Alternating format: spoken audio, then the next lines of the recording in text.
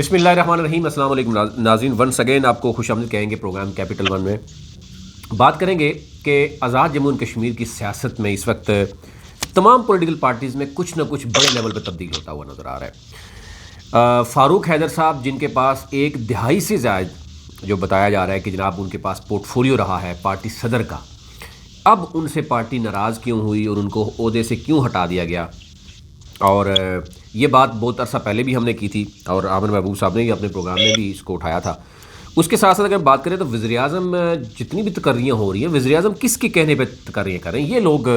پوچھنا بھی چاہتے ہیں، جاننا بھی چاہتے ہیں. کیونکہ ایک طرف سردار تنویر الیاس گروپ جو ہے وہ بھی ششدر ہے، اور دوسری طرف بیرسٹر سلطان جو کہ ریاست کے صدر ہیں وہ بھی، ان کا بھی اپنی جگہ پہ کئی جگہ پہ احتجاج بھی ہے، کئی جگہ پہ اختلافات بھی ہیں. اور ظاہر ہے وہ اس لیول تک اگر بات کریں گے کہ میرے اگر سائن دستخط ہوں گے تو میں میگنا کارٹا کا استعمال کر سکتا ہوں، تو یہ کوئی چھوٹی بات نہیں ہے. یہ وہ ریاست ہے جو بیس کیمپ ہے جہاں سے آزادی کشمیر کی بات کی جاتی ہے، وہاں پر یہ باتیں کیوں ہو رہی ہیں؟ عامر صاحب سب سے پہلے بات کر لیتے ہیں فاروق حیدر صاحب کے حوالے سے کہ فاروق حیدر صاحب کو کیوں ہٹایا گیا اور کتنے عرصے تک وہ اس جگہ پہ رہے، اور کیسے دیکھا آپ نے ان کا ماضی کیا تھا، پھر ان کا فی الحال مجبوری، مطلب کیا لگ رہا ہے آپ کو کہ پارٹی کو کس طریقے سے انہوں نے واقعی نقصان پہنچایا جو ان کے الزامات ہیں، اور آنے والی سیاست کیا دیکھ رہے ہیں فاروق حیدر؟ دیکھیے جی، فاروق حیدر صاحب جو ہے 11 سال سے زائد عرصے تک جو ہے وہ پاکستان مسلم لیگ نون آزاد کشمیر کے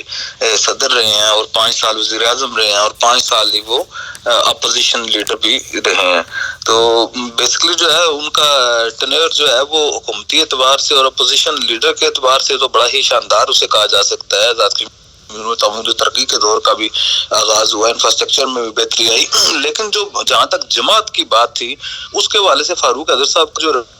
یا کبھی بھی سنجیدہ نہیں رہا. انہوں نے ہمیشہ غیر سنجیدگی کا مظاہرہ کیا اور لوگوں کو کبھی بھی انہوں نے وہ لفٹ ہی نہیں کرائی، اور اپنے جو ممبران تھے، جو پارٹی عہدیداران تھے، وہ انہیں بالکل ملتے نہیں ہوتے تھے. اور گزشتہ 5 سال کے دوران تو انہوں نے پارٹی کا ایک آدھ اجلاس بھی نہیں کیا CEC کا. تو ان کی توجہ جو ہے وہ خالصتاً حکومت کی طرف ہی رہی، اور کارکنوں کو نوازنے کے بجائے وہ کچھ مخصوص ایک گروپ کے اس نرغے میں رہے. تو اب جب یہ انتخابات ہو رہے تھے تو اس وقت یہ خیال کیا جا رہا ہے یا یہ جو ان کے مخالفین ہیں، کیونکہ سارے لوگ فاروق حیدر مائنس فاروق حیدر فارمولے پہ متفق ہو کے انہوں نے میاں نواز شریف صاحب اور شہباز شریف صاحب سے بھی ملاقاتیں بھی کی اور ملے بھی. ان کا ایک ہی موقف تھا کہ فاروق حیدر صاحب بظاہر جو ہے وہ آپ کے بیانیے کی بات کر رہے ہیں، اور اندرون خانہ جو ہے وہ اسٹیبلشمنٹ کے ساتھ مل کے انہوں نے اپنے چند لوگوں کی نشستیں بچا لی اور باقی سارے لوگوں کو انہوں نے ہرا دیا. اور ایک اجلاس میں تو یہ بھی ہوا کہ ایک اجلاس میں بعض اراکین اسمبلی نے قرآن پاک کے اوپر حلف دینے کا فاروق حیدر کو کہا کہ آپ کی ان لوگوں سے ملاقاتیں نہیں ہوئی، اور وہ شاید 12 یا 13 نشستیں مسلم لیگ نون کو دینا چاہ رہے تھے. تو آپ نے نشستیں ہی وہ 12 یا 13 نشستیں ان کا ایک اجلاس میں انہوں نے قرآن پاک پہ ہاتھ رکھنے کا کہا فاروق حیدر صاحب کو کہ آپ حلفن کے کہ وہ آپ نے ان لوگوں سے ملاقات نہیں کی. تو وزیر اعظم جو اس وقت فاروق حیدر صاحب نے انہیں ٹال دیا، اور انہوں نے کہا جی میں کیونکہ وزیر اعظم رہا ہوں تو قومی راز ہوتے ہیں، بہت سے لوگوں کو ملنا ہوتا ہے، یہ ہے وہ ہے. تو فاروق حیدر صاحب کا موقف تھا کہ یہ سارے لوگ جو ہیں وہ پرو اسٹیبلشمنٹ ہیں، اور ان لوگوں کا موقف تھا کہ یہ سارے لوگ جو ہیں فاروق حیدر صاحب اندر سے پرو اسٹیبلشمنٹ ہے، اور انہوں نے اپنی ڈیل کر کے اپنی نشست لے لی ہے. اور اس طرح 1-2 نشستیں اور لے کے انہوں نے وہ کہا، حالانکہ وہ بہتر ڈیل کرنا چاہتے اسٹیبلشمنٹ کے ساتھ بھی، تو تب بھی وہ 12 13 14 سیٹیں لے سکتے تھے. تو انہوں نے بالکل ہی پارٹی کا بیڑا غرق کر دیا. اور میرا خیال ہے کہ فاروق حیدر کے خلاف جو لوگ تھے، خاص طور پہ جو فاروق حیدر صاحب کا یہ پرابلم تھا کہ فاروق حیدر صاحب نواز شریف صاحب کی تو بات سنتے تھے، نواز شریف صاحب کے علاوہ انہوں نے سب کوئی جو لارا لگاتے تھے. اور میں نے ایک آدھ بار پہلے بھی آپ کو کہا تھا کہ ان کا ہمیشہ یہ موقف رہا فاروق حیدر صاحب کا کہ ایک بار بندہ آئے اسے باہر نکال دیں راضی روزی کر کے، تو اس کے بعد 6 مہینے وہ لوگوں کو ملتے ہی نہیں ہوتے. تو وہ سال میں ایک آدھ بار مل کے جو ہے وہ لوگوں کو ٹال ٹول کے انہوں نے اپنا ٹائم گزار لیا، کسی کو انہوں نے کمپنسیٹ نہیں کیا. اسی طرح وفاقی وزراء بھی ان سے ناراض تھے، پارٹی کی سینئر قیادت بھی ناراض تھی. تو جن کا بدترین پریشر تھا میاں نواز شریف کے اوپر، میاں شہباز شریف کے اوپر، اور پارٹی کے جو رزلٹ تھے وہ بھی اس بات کی عکاسی کرتے تھے کیونکہ انہوں نے فری ہینڈ دیا ہوا تھا. تو میرا یہ خیال ہے کہ جب پارٹی کے سارے لوگوں نے یہ بڑے جو لیڈرشپ تھی ان سب نے جب اکٹھے ہو کے یہ پیغام دیا شہباز شریف صاحب کو مل کے کہ اگر آپ مقصد مائنس فاروق حیدر کے علاوہ ہمارا کوئی نہیں، آپ ہمارے میں سے چاہے مشتاق مناز کو بنا دیں، چاہے جو عزیز کو بنا دیں، چاہے طارق फारूक शाह गुलाम कादर साहब को बना दें, लेकिन हम फारूक हैदर साहब के साथ नहीं चल सकते। ये 3 रोज का भी। कैपिटल वन टीवी की वीडियोस देखने के लिए आज ही चैनल सब्सक्राइब कीजिए, बेल आइकन को जरूर क्लिक कीजिए, हमारा फेसबुक पेज लाइक और फॉलो कीजिए ताकि हमारी हर नई वीडियो बर वक्त आप तक पहुंच सके। शुक्रिया। की मियां शहबाज शरीफ साहब से मुलाकात हुई थी, शाह गुलाम कादर साहब की और चौधरी तारक फारूक साहब की लाहौर के अंदर, और इसी तरह जो है वो अमेरिका से आए थे फारूक हैदर साहब, लेकिन वो मियां शहबाज शरीफ साहब से और सागडार साहब से दोबारा नहीं मिल सके। तो मेरा ये ख्याल है कि उन्होंने इसे नोटिफाई कर दिया और फारूक हैदर साहब भी अभी वापस आ रहे हैं। अभी तक फारूक हैदर साहब का कोई रद्द अमल तो सामने नहीं आया, लेकिन फारूक हैदर साहब को रद्द अमल देने की शायद पोजीशन में भी नहीं है, और उनके खिलाफ जो उनका मुखालिफ ग्रुप था पार्टी के अंदर, जो उन्होंने इत्तेहाद कायम कर रखा था, जिनका ये ख्याल था कि फारूक हैदर साहब ने उन्हें हराने में कोई डील की है, तो ये बेसिकली उस डील का शख्साना था जो फारूक हैदर साहब के और बाज एस्टेब्लिशमेंट के लोगों के दरमियान एक मुलाकात है, उसी को बेस बना के फारूक हैदर साहब को पार्टी होने से हटाया गया। बिल्कुल ठीक है। अच्छा, अगला जो है, अगर हम और एक और बात जो है, अगर फारूक हैदर साहब को उन्होंने कंटिन्यू कराना होता तो ज़ाहिर वो फारूक हैदर साहब की सरप्राई में कोई कमेटी बनाते हैं, ऑर्गेनाइजेशन कमेटी, क्योंकि फारूक हैदर साहब को उन्होंने फारग कर दिया, इसीलिए उनसे जो जूनियर हैं उनकी सरप्राई में जो है वो कमेटी बनाई गई है। शाह गुलाम कादर साहब, ठीक है। अच्छा, अब एक तो ये है कि ज़रा नून लीग ने के पास अपोजिशन भी नहीं रही है, और ये कहा जा रहा है कि पार्टी को दोबारा से जो है रीऑर्गेनाइज़ किया जाएगा। अच्छा, एक चीज़ जो है, दूसरी तरफ ये बताइएगा कि वज़ीर आज़म जो हैं आज़ाद कश्मीर, एक तरफ तो वो बड़े बड़े ऐलानात कर रहे हैं, दावे कर रहे हैं कि कोई भी नज़रियाती बंदा जो है वो उसको इग्नोर नहीं किया जाएगा। दूसरी तरफ उनसे जो ओहदे जो दिए जा रहे हैं, जो ओहदे मुख्तलिफ इदारों को दिए गए, मुख्तलिफ इदारों को ओहदे लगाए गए, उसमें तो हम देख रहे हैं कि तमाम मुकातिब फ़िक्र की वहाँ पे उनकी अपोजिशन मौजूद है कि भाई वो क्यों हो रहे हैं, कौन कर रहा है ये, वज़ीर आज़म के इख्तियारात किसके पास हैं और कौन फैसले कर रहा है? देखिए जी, एक तो ये बात है, ये सारा कुछ कर तो खुद ही वज़ीर आज़म साहब रहे हैं, या उनके ख़ानदान के कुछ लोग जो है उनके कहने पे ये सारा कुछ हो रहा है। जैसे मीरपुर डेवलपमेंट अथॉरिटी जो है उसके जो चेयरमैन लगाए गए, वो ये कहा जा रहा है कि वज़ीर आज़म के साहबजादे के कहने पे लगाए गए, लेकिन इसी तरह जो है वो कल डॉक्टर इरफान को लगाया गया है, जो तहरीक इंसाफ के टिकट होल्डर के खिलाफ इलेक्शन लड़ रहे थे उस हल्के में, अली सोजर वाले हल्के रावला कोट से। तो उन्हें कल जो है, जो हमारे अकादमी अदबियात है आज़ाद कश्मीर के कल्चरल अकेडमी, उसमें डायरेक्टर जनरल लगाया गया है। इसी तरह जो है वो मीरपुर में कुछ गैर रियासती अफराद की महकमा सेहत में तकर्रियाँ कर दी गई हैं। इसके अलावा ये सिर्फ मीरपुर के सामने आई हैं, ये मुख्तलिफ अजला में और भी बहुत सारे लोगों की इस तरह की तकर्रियाँ जो है वो मौजूद हैं, जिनका नोटिफिकेशन अभी सामने नहीं आया, लेकिन काफ़ी बड़ी तादाद में है, जिसके ऊपर बैरिस्टर सुल्तान महमूद चौधरी ने बड़ा शदीद रद्द अमल दिया। तो एक ये वतीरा है कि वज़ीर आज़म जो है वो काम करके लाइल्मी का इज़हार करते हैं। दूसरी ये बात है कि वज़ीर आज़म जो है वो मुसलसल जो है वो कौमी इस्लामती के अदारों का नाम इस्तेमाल कर रहे हैं। मकसद वो चाहे चेयरमैन डेवलपमेंट अथॉरिटीज़ हों, मीरपुर की हों, चाहे वो मुजफ्फराबाद की हों, चाहे वो मीरपुर में ये गैर रियासती अफराद की जो कर रही हैं, चाहे ये जो कल्चरल अकेडमी जो है इसमें जो डीजी लगाए गए हैं, तो वज़ीर आज़म जो है वो खुद लाइल्मी का इज़हार कर देते हैं और ये तासीर देते हैं कि शायद उन्हें किसी मुख्तर शख्सियत ने कहा है, तो उनके कहने पे वो कर रहे हैं। दूसरी तरफ जो है वो उनकी जो पार्टी के लोग हैं वो भी नाराज हैं उनके साथ, और जो नजरियाती लोग हैं वो भी बड़े डिसअपॉइंटेड हैं कि उन्हें जो है बुरी तरह नज़रअंदाज किया जा रहा है। अच्छा, एक मैं आखिर दोबारा चाहूँगा कि आपसे ज़रा बात करें कि जो वज़ीर आज़म ने सहाफ़ी बरादरी के हवाले से कोई गुफ्तगू की है, बड़ी अजीब तरह की गुफ्तगू की जूतियाँ मारने वाली, उसमें सहाफ़ी बरादरी का क्या रद्द अमल आया है अभी तक? ज़रा आप देखते हैं कि जो एक बड़ा इल्ज़ाम उन्होंने लगाया जी कि मैं लिफाफा नहीं दूँगा,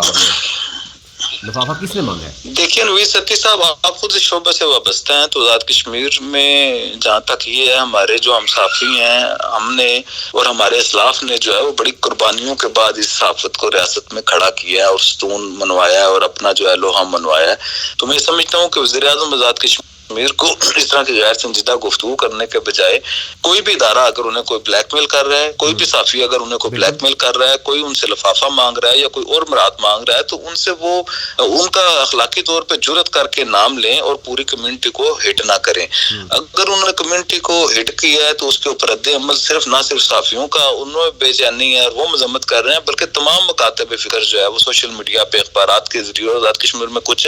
कल जो है मुख्तलिफ जगहों पे साफियों के मुजाहरे भी हुए हैं और वज़ीर-ए-आज़म के इस अमल को बड़ी ही नापसंदीदगी की निगाह से देखा गया है। और लोग ये कहते हैं, बल्कि हम खुद ये समझते हैं कि अगर वज़ीर-ए-आज़म ने जूते मारने हैं तो वो ज़रूर मारें उन साफियों को कि जिन्होंने उन्हें ब्लैकमेल किया है, उन अखबारात के खिलाफ कार्रवाई करें जो उन्हें ब्लैकमेल कर रहे हैं, इसे इज्तिमाई तौर पर ना करें। और उसके साथ साथ लोग ये भी मुतालबा करते हैं कि वज़ीर-ए-आज़म उनको भी जूते मारें जिन्होंने उनके नाम पर दुकानें खोली हुई हैं और पैसे लेके मुख्तलिफ महकमाजात में तकर्रियाँ कर रहे हैं, मुख्तलिफ महकमाजात में तबादले कर रहे हैं, उनके बिहाफ पे डील कर रहे हैं और बहुत सारी जो फ्रेंचाइजें उन्होंने खोली हुई हैं उन्हें भी जूतियां मारनी चाहिए और कोशिश करनी चाहिए कि जो मुस्लिम जो तहरीक इंसाफ के जो कारकुनान हैं उनके इत्मीनान के लिए भी कुछ करना चाहिए। वज़ीर-ए-आज़म बौखलाहट में जिस तरह के बयानात दे रहे हैं मैं समझता हूँ काबिल मज़म्मत भी हैं और ये उनकी ओहदे के तकद्दस के मुताबिक भी नहीं है और उनके शायाने शान भी नहीं है। और मैं आपको एक बात बताऊँ कि इन्होंने पहले जो है वो एक इजलास किया उधर अब्बासपुर में तकरीर की, उधर उन्होंने कहा आके इनके तर्जमान ने कह दिया कि जी सियाको सबाक से हटके कहा जा रहा है और कल पार्लिमानी पार्टी के इजलास में फिर उन्होंने कहा कि मैं इंसाफियों को नहीं छोड़ूंगा और ये नहीं करूंगा वो नहीं करूंगा और उम्मीद है कि आज के रद्द अमल के बाद वो फिर जो है वो मुकर जाएंगे। तो इनकी कोई बात समझ नहीं आ रही। वज़ीर-ए-आज़म को जो है अपने काम की तरफ तवज्जो देनी चाहिए और अपने इख्तियारात को खुद इस्तेमाल करना चाहिए ताकि इस तरह के मसाइल सामने ना आए। और वज़ीर-ए-आज़म जो है वो अगर इसी तरह अपनी पार्टी के साथ और सबके साथ मुर्ताज़ा मारे तो ये मेरा ख्याल है कि इनके लिए मुश्किलात और बढ़ जाएंगी। कुछ यानी जो इवन पार्लियामेंट्री पार्टी में भी जो कमेटी में भी अगर कुछ लोगों ने ये उनको बता भी दिया कि जनाब एक एरिया को आपका फ़लाना भतीजा देख रहा है, दूसरे एरिया को फ़लाना भतीजा देख रहा है, तो क्या इसके से बढ़कर भी उनको कोई बताना पड़ेगा कि भाई क्या हो रहा है? देखिए ये तो बात ये समझने की बात तो उनके लिए है ना। एक तो ये बात है कि वो वज़ीर-ए-आज़म है तो उनमें टॉलरेशन का लेवल होना चाहिए। और अब जब ये बातें आपको याद होगा कि हमने कोई 3-4 माह पहले इस बात की ये निशानदेही कर दी जब इन्होंने मुख्तलिफ सेक्रेटरीज को ब्लैकमेल किया और इनके ख़ानदान के लोगों ने और उन्हें जो है वो OSD कर दिया और बाद में उन्हीं को वो मिन्नतें कर करके उन्होंने लगाया। तो हमने उस वक्त निशानदेही की कि ये इसमें इनका ख़ानदान मुलव्वस है और बाद इनके करीबी अजीज़ व कारब जो है इसमें मुलव्वस है। तो उन्होंने बड़ा रद्द अमल किया और इन चीज़ों को बड़ा ही पर्सनल लिया। तो अब जो बात हमने 3-4 माह पहले कही थी वो अब पूरा जो है वो पूरा ईवान भी कह रहा है, उनकी अपनी पार्टी भी कह रही है, अपोजिशन भी कह रही है। तो मैं समझता हूँ कि जो साफियों की जो दुरुस्त निशानदेही है मगर सच्ची खबर के ऊपर साफियों को जो है वो वज़ीर-ए-आज़म साहब को चाहिए कि शाबाश देनी चाहिए और अगर वो गलत खबर हो तो उसके ऊपर जो है वो अपना मौक़िफ़ दें। मैं समझता हूँ कि वज़ीर-ए-आज़म साहब जो है वो अपना रवैया तब्दील कर ले तो ठीक हो जाएगा। आखिरी मेरा सवाल है और मैं ब्रीफ आपसे आंसर चाहूँगा, ये कंपनी चलेगी या नहीं चलेगी? देखें जी ये कंपनी तो किसी सूरत भी नहीं चल सकती, मेरा ये ख्याल है। जो इनका रवैया है या जो इनका अंदाज है ये बहुत ही ज्यादा जो है वो जल्दी में है, बहुत ही ओवर स्पीड है। इतनी स्पीड से कोई गाड़ी अपनी मंजिल पे नहीं पहुंच सकती। चाहे ये मकसद अगर आपके जहन में ये बात है कि आपने 5 साल के इक़्तिदार अगर आपने ये तय किया हुआ है कि 6 माह में सारे काम मुकम्मल करने हैं तो ये तो ऐसे लगे हुए हैं कि शायद हमने सारा कुछ 5 साल का जो कारोबार है वो 6 माह में चलाना है। तो इस तरह तो ये मुश्किल हो जाएगा इनके लिए। लेकिन अगर ये रवैया ठीक करें और सारे लोगों के साथ सारे तबकात को लेके चलें और सारी पार्टी को लेके चलें और पसंद और नापसंद के बजाय जो है कौमी मुफाद में और तहरीक आज़ादी कश्मीर के मुफाद में फैसले करें और जो है हुकूमत जो है वो उसके नुमाइंदों के ज़रिए चलाएं, अपने ज़िज़्ज़ो-कारब के ज़रिए ना चलाएं और मकसद ना साफियों को डिक्टेट करें ना दीगर